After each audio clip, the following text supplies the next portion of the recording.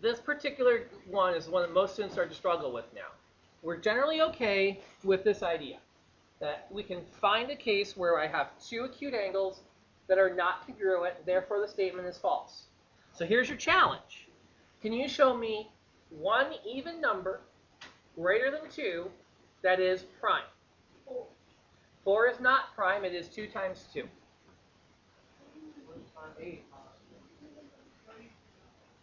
You sure? 8 would be 4 times 2, so 8's not prime.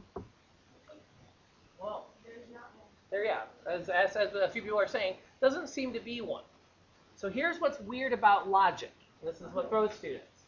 If this part of the statement is always false, if the hypothesis, if P then Q, if I cannot make true, then I cannot create a counterexample. So if I can't make P true, I cannot create a counterexample. Oops, just a counterexample.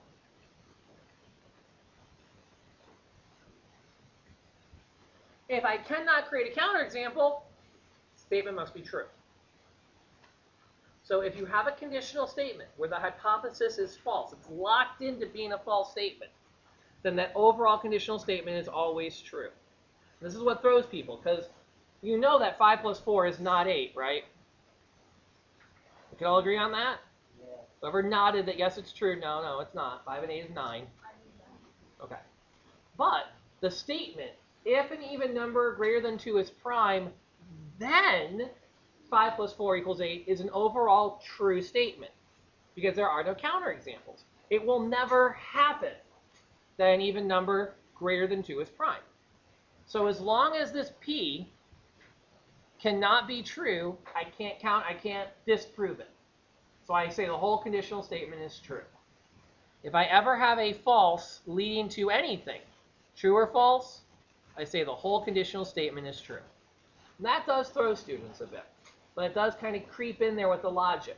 Most of what you have, the majority of it, is in this format.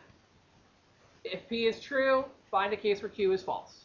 But I kind of felt obligated to expose you to these weird sidebars. It's like, if pigs could fly, then Mr. Morgan's going to be president. Well, you can't disprove that because we're never going to get pigs to fly. So the overall statement, if pigs fly, then Mr. Morgan will be president, is a true statement. You can't disprove it. He could be. But the overall statement, if pigs fly, then Mr. Morgan is president, is a true if-then statement, because you can't disprove it. Without a counterexample, we assume it's true. If you want to tell me that statement is false, you got to give me a counterexample.